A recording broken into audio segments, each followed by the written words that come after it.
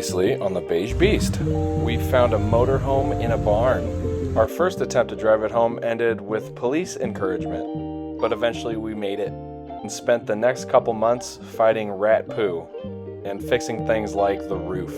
But in this video, the demolition ends and the rebuilding begins. So join us for the restoration of the Beige Beast. Our latest at the RV is new floor prep. Let's change the lens.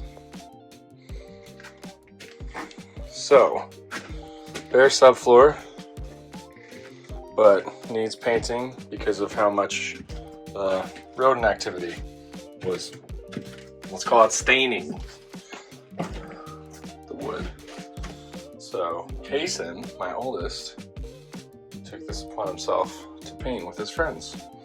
I had three little boys in here painting. I guess they're not little boys, they're all teens or preteens. Looking a little bit cleaner in here. Next will be considering what to do with these. Now at this point in the video, it is still summertime and we have plenty of time until our planned trip at the end of the year. You may recall in our first video that I said all of this furniture, all these built-ins you're looking at were built on top of the carpet. Well, they're essentially designed to be built on top of whatever flooring you install. So this is me trying to figure out how I'm going to lay everything out for the new flooring that you're about to see in the next clip.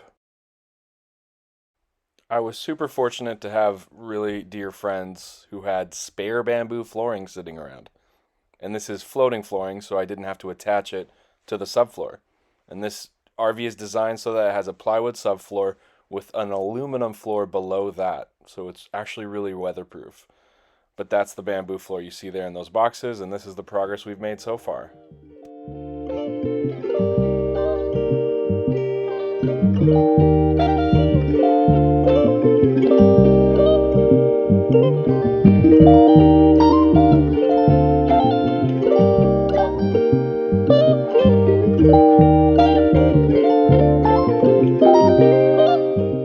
With floors in, the next thing we needed to sort out was electricity.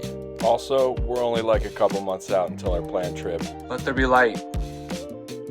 Currently, we have electricity. It's staying warm in here with an electric heater.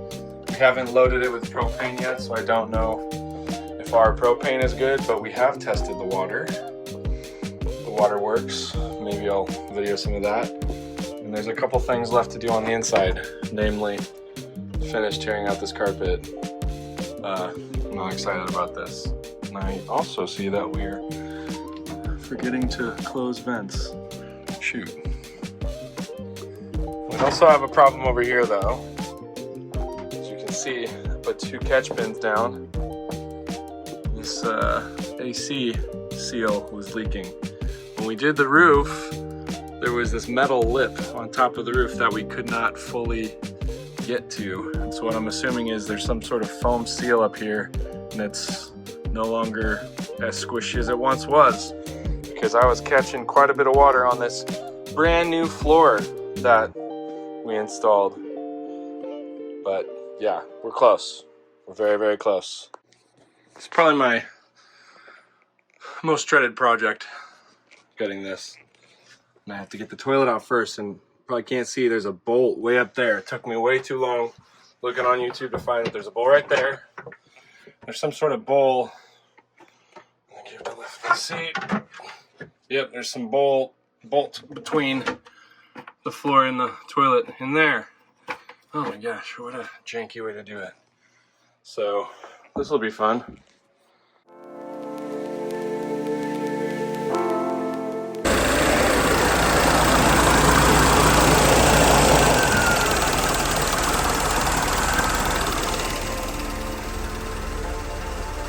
Almost together.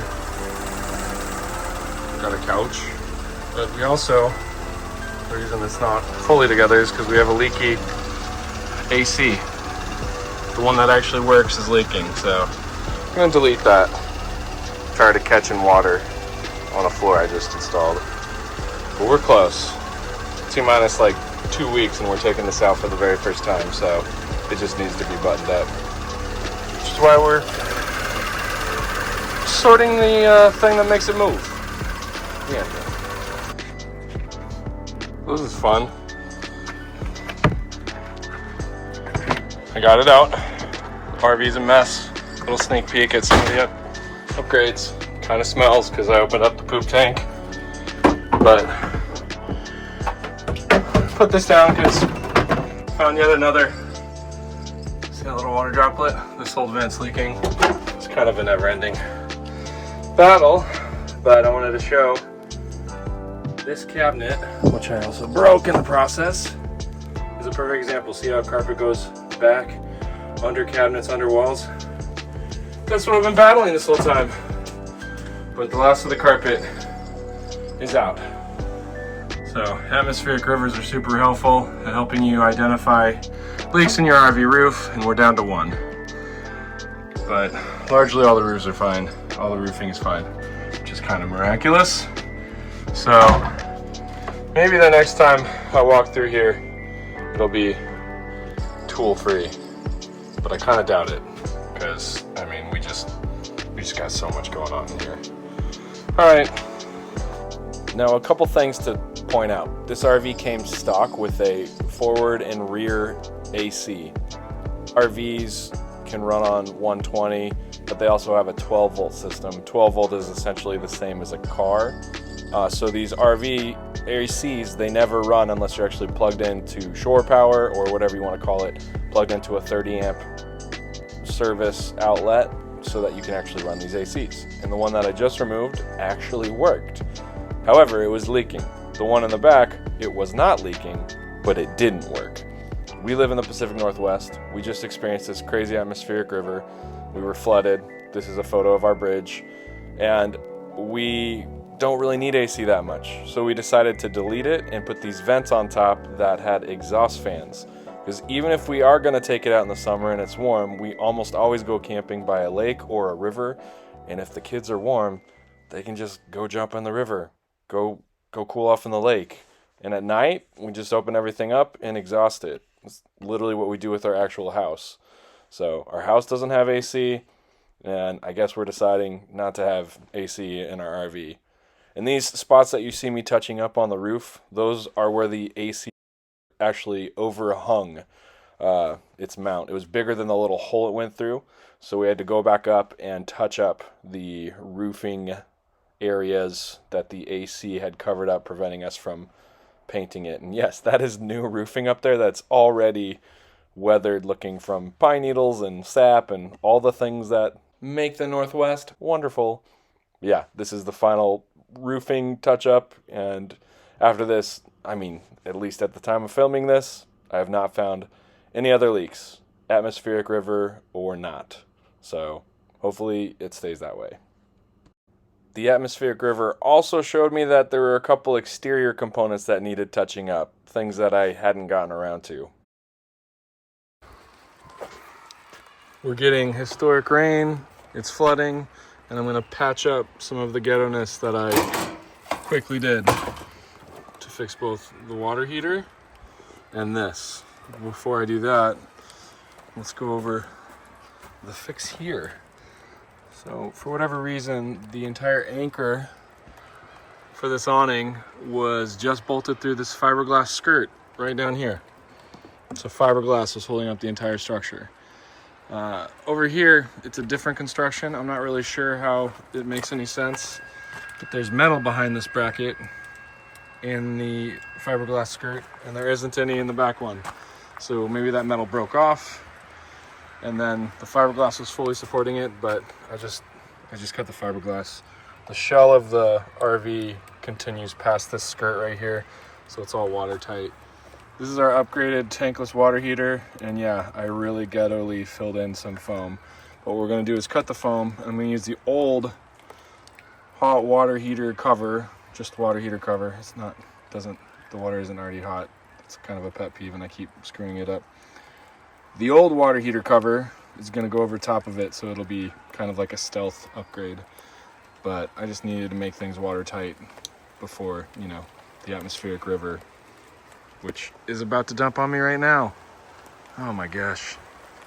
Once our historic floodwaters subsided and roads opened up, we decided it was time to replace some tires. The Cascades is put new tires on.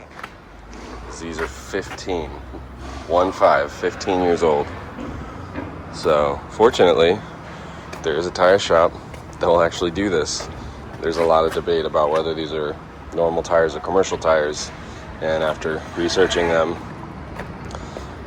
word is that they are in fact deemed commercial by most outfits.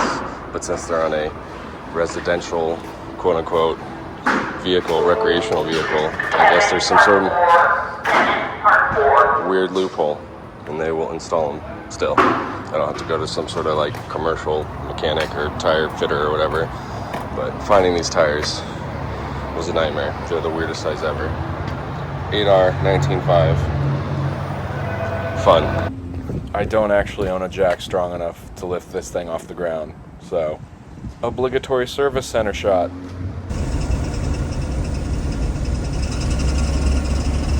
I don't know if that'll pick up on camera, but that screeching, really need that belt to hold until I get home, because I'm in the city next door to get the tires put on it. We're done with that. We're gonna fill up some propane so we can test the rest of this RV setup. But gosh, it's loud and screechy. After we put the tires on, all that screeching, and I discovered that this belt was no longer happy. It's the alternator belt. Lost the alternator. Well, the alternator itself I think is probably fine. We'll put this new belt on. Kind of a interesting side note, I'm really wondering. This was already in the motorhome. Like, he had a belt ready to go. So the previous guy either was just like really prepared, which is cool, or this is just a belt I should always have a spare for. So that's exciting. All right, trying to get the belt on. There's the alternator. Had to loop it around that fan. And it has water pump pulley, and then there's something below it. I'm not entirely sure. I don't know if I have like an air compressor too. Really don't know what's below that. Maybe I'll figure it out, but now I get to get under the car, under the motorhome, because there isn't really a hood that shows you anything. It's just all, it's all radiator in there. So nothing like crawling around on wet Washington gravel.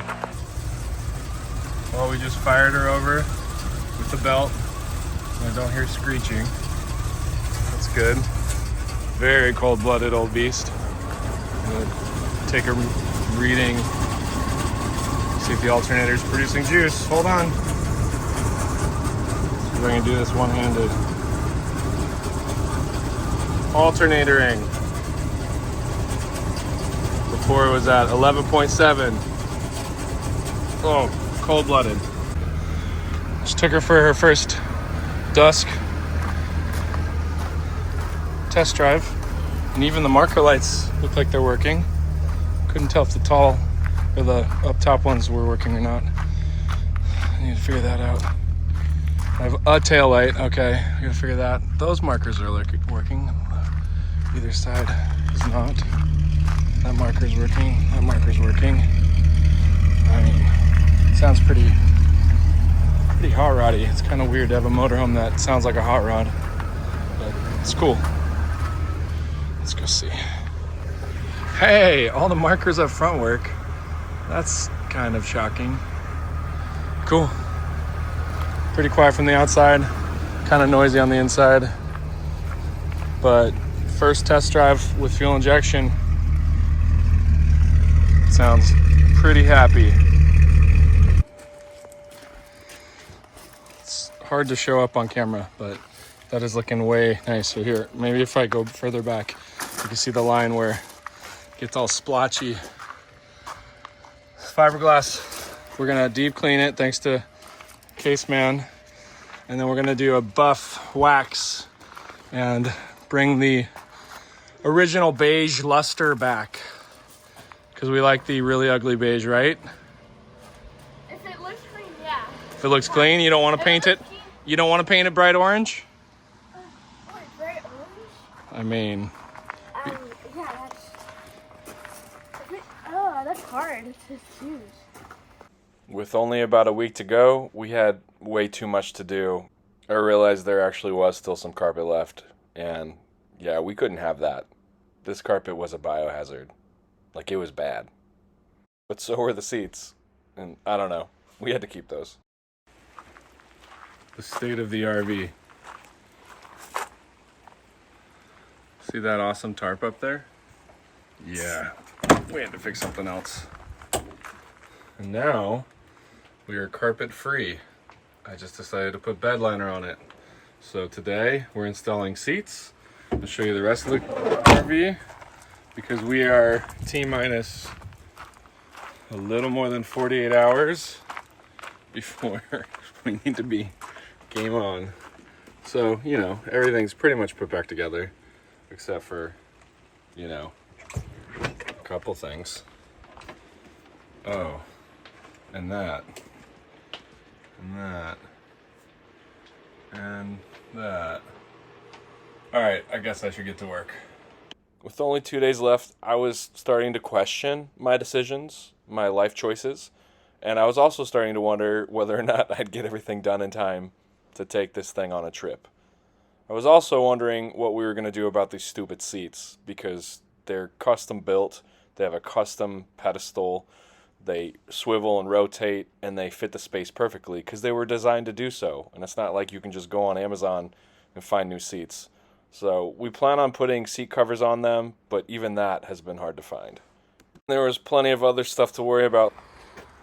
See, it wants to start.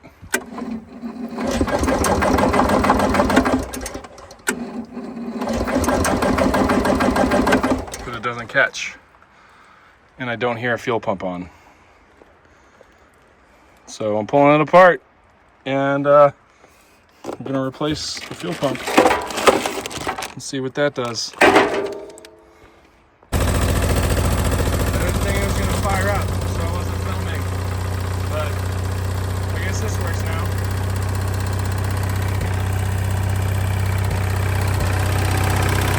Sounds all right.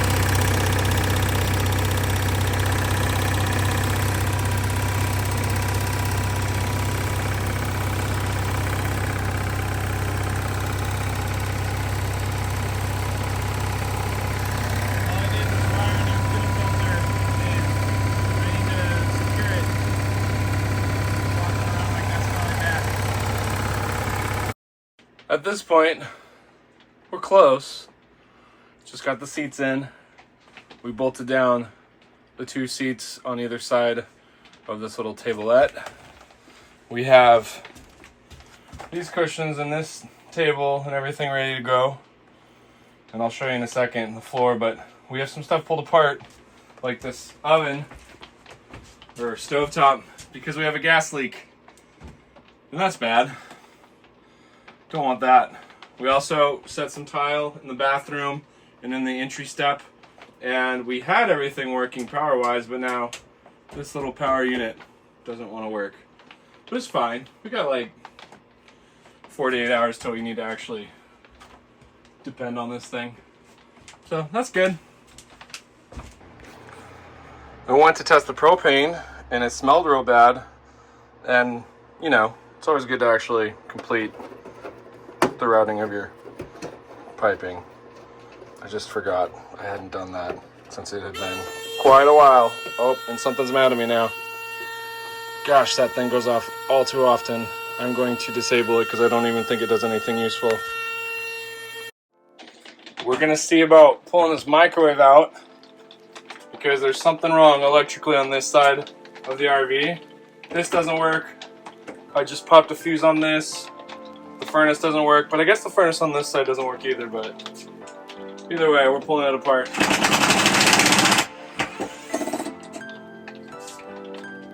Right now, I'll show you here in a second, we have grout and tile, well, siliconized grout, and peel and stick tile, drying, just used really cheap stuff, kind of slapped it together.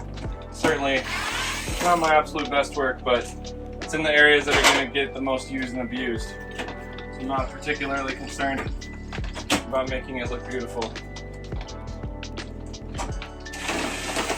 So if you're my father and you do flooring, you can just ignore that part of the RV. My father would always say, if you want to do it right, I'm like, nah, Pops, how do I do it wrong?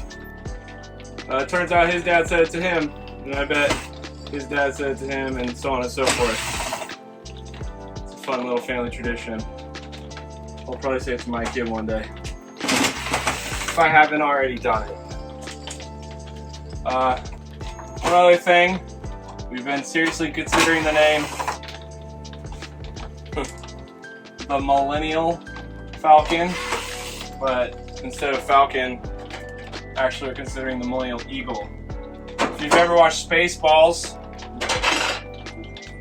which is a direct knockoff of Star Wars, you will know that there is a RV that looks really similar to ours in the movie. And it's called Eagle 5, because why wouldn't it be? So, being that I'm a millennial, my wife's a millennial, and this looks a lot like that Spaceballs RV, which is a direct mocking, it has a name directly mocking, or mimicking, or I don't know, whatever it would be called, Star Wars Millennium Falcon. That's what I'm feeling. If you have any thoughts, let me know. T-minus 24-ish hours. Toilet's clean, about to be installed. Doing a little bit of cleaning of some compartments we plan on using. This one was just full of actual stumps. I just wanted to show y'all, like, these even have lights on them. It's crazy. This one gets debris in it because of obvious reasons. I think the exhaust melted it. It's running right there, so that's good. It has all sorts of bins around the exterior though, so lots of storage. But we're getting there. I'm about to empty the oil in the generator, install the toilet. Still trying to figure out where my gas leak is. I had a couple, but this guy is the final culprit, so we'll see. It is the night before, and here we are. I'm troubleshooting a couple things. This bad boy doesn't want to kick on. This still will heat up our whole RV, but it'd be nice to have the actual furnaces work. We did fix the propane leak, and we've been deep cleaning. Full of trash, but let's just give you the tour nonetheless. Maybe we'll walk through tomorrow when it's actually packed up and ready to roll. We installed these swivel chairs. They're bolted to the ground. They have seatbelts in them. We installed this sleeper couch. This was an amazing Facebook find. I was pretty stoked about that. We have new cushions for the dinette, but I have it pulled apart because of this whole awesomeness. Kitchenette's ready to go. Tested the stove, it works. Did pull out that microwave. We're gonna put an air fryer up there, but I gotta figure out how to like build it in. This is the amazing blender countertop attachment. It doesn't work though because the plastic bits broke. Literally just connects with plastic, so you know, 40-year-old plastic doesn't like stuff. Kind of a bummer. The fridge has a leak. It was working, but then it lost all of its refrigerant, which is kind of dangerous. It smells bad, and it's a chemical. This is the power station for the whole thing. That's where the fuses and breakers are. Figured out some of the fuses were not connected right. They had oxidization buildup. Right above that, though, we have this VHS player, and I'm not 100% sure where it spits out signal. But that's awesome. Might have to bring back a VHS just for the sake of RVing. This is our little cedar. I think that's honestly cedar lined. Those are little wood fibers, and it smells like cedar. But this RV has a built-in vacuum, which is wild. I have not tested it yet because I just keep bringing my shop vac in. But this is the closet. Little storage bin underneath here as well. This is a sliding door that is broken. I need to eventually fix that. Maybe while we're camping I'll fix it. That stepping Back into the bathroom area. Here's the shower. We gutted and redid the bathroom. It's got tile in it now. New seal. Doesn't smell as bad. Pulled out all the fun, stained, mildewy, moldy nastiness that was in here. Now it's clean. And we're probably almost positively keeping that dope wallpaper because we're 80s kids. The bed doesn't have a mattress on it yet because I'm still doing stuff, but we also lost all of the window dressings in here. It's just, you know, one less thing to have allergic reactions to, we figured. We have all these cabinets more or less working. We bleached every surface in this RV. The final thing I was doing today, I pulled this little nightstand out, and these are the drawers that go in it, because I'm pretty sure this is where the water heater is. Almost positive that was our leak. I had to do a reducer, as you can see, coming out of the back of that. There's a bigger piece of brass, a medium-sized piece of brass, and a small piece of brass. And I used this goop to seal the threads, but the goop didn't really take, I guess. So I put some pipe tape in. Anyways, the RV is dry. There's no leaks. You can see all the way to the front. Every light is working. We have just about every system online, minus furnaces, and I guess I haven't tested the water heater because I just fixed the gas pump, but this is where we're at. The next day, we woke up, packed the RV, and we hit the road. Somehow, we got most, I'm not going to say all, of the systems we needed to make this trip happen working. And well, not everything was working, I guess. We did literally 20 or 30 minutes into the trip breakdown, but it wasn't a real breakdown. It was one of those, oh yeah, you forgot to tighten that linkage on the throttle that you put onto your fancy fuel injection so you could get, 5 miles per gallon instead of 3. But, that's going to happen. Also, my wife was about 20 minutes behind us, driving a newer vehicle that was more reliable, and I'm not actually sure she knew that this even happened. So I guess we get to find out if she watches these videos or not, because I'm sure she'll bring it up. After this quick fix, we hit the road again, and we slowly made our way towards the freeway. At this point, I had done 5 or 6 different test drives. I did some back roads, some small highways, but I'd never taken it on a big freeway over a pass. So I was excited to find out whether it was going to hold together. And honestly, it did fine.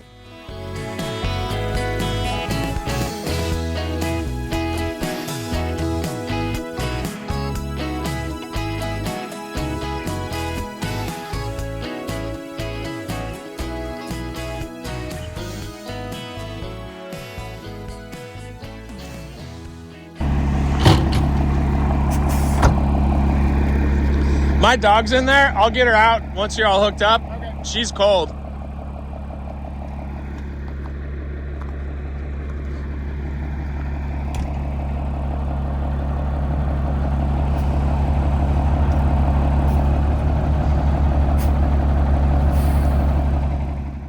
So the Beige Beast made it over the pass no problem, and she even did the next one without an issue. But coming down the mountain, we started having problems, and we barely made it to the town that was kind of close to our campground. But yeah, this is all a story for another video, because this video is long enough. So I guess stick around for the next one, and thanks for watching.